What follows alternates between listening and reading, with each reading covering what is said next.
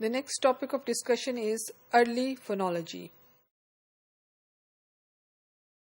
Children's acquisition of the sound system of their language does not occur in isolation of communicative processes.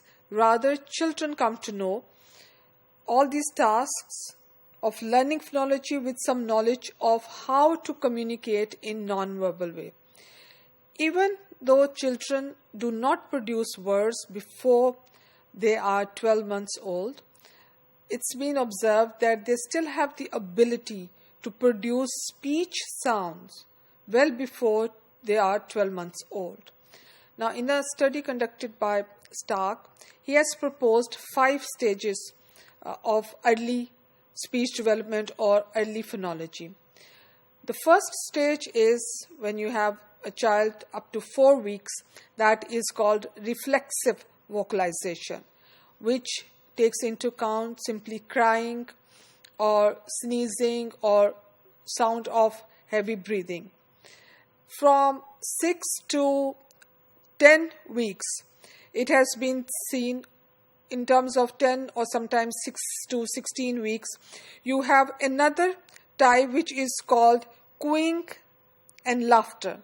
Now, that cooing and laughter are the sounds which the infants produce, maybe showing a state of their contentment or some way of interacting with their caregivers or their loved ones when they are around. Then from 16 to 30 weeks, they have some vocal play. Now, in that area, in that time, they produce sounds of vowels and consonants. Then we have a time period where we have 6 to 10 months. That's a time period of reproductive, reduplicated babbling. Now that is a time period where you can see a lot of ba, ba, ba, ma, ma, ma, and things like that. Then we have from 10 to 14 months time period where there is non-reduplicated babbling, and you see infants producing, combining vowels and consonants into syllable string. And at this stage, you also see infants making or displaying stress and intonation pattern as well. So now we will look at some of the time period in which all these early phonological features are developed. We will look at 2 studies which are conducted to have the comparative understanding with regard to adults and infants, and those studies concern the development of speech perception. So, categorical perception in infancy. Categorical perception refers to the ability to perceive sounds any better than we can identify them. Now, in adults, this phenomenon is studied by giving listeners an identification test followed by a discrimination test. In the identification test, a series of sounds are presented and the listener must identify the phonemic category of the sound. For instance, the sounds b,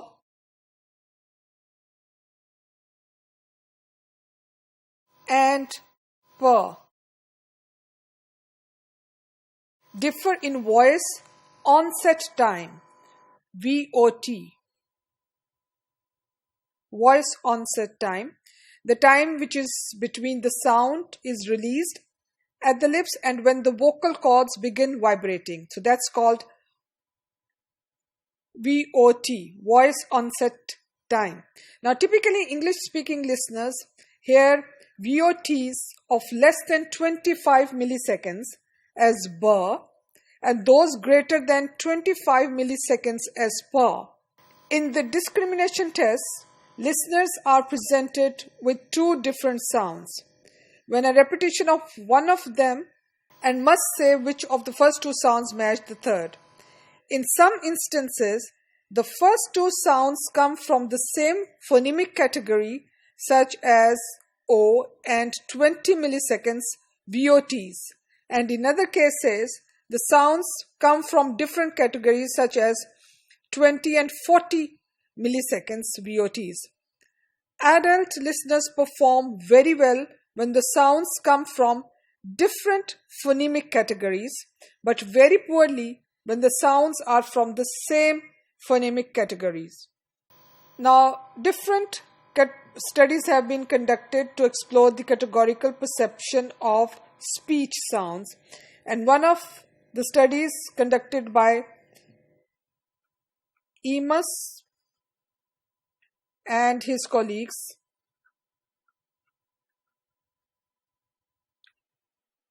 show that the infants have the different understanding of the categorical perception. They presented 1 and 4-month-old infants with pairs of speech sound. One pair consisted of sounds with VOTs of 20 and 40 milliseconds, heard by adults as ba and pa respectively. The second pair consisted of VOTs of 0 and 20 milliseconds, heard by adults as ba. And the third included VOTs of 60 and 80 milliseconds, which was heard by adults as pa. Infants were attached to a pacifier that recorded their sucking response. Each time an infant responded, one member of pair was presented. When the infant grew tired of the same stimulus, the other member of the pair was presented. When the infants were presented with the sound member of either of the last two pairs, there was no change in their sucking rate, and the infants appeared to notice the difference, not to notice difference. When the second member came from a different phonemic category, however, their rate of sucking increased sharply, indicating that the infants perceived the change. So Amos and his colleagues found that infants are born with perceptual mechanisms that are attuned to speech categories. So it should be noted that the procedures used to study infant categorical perceptions are not identical to the ones that were used in the studies of adults.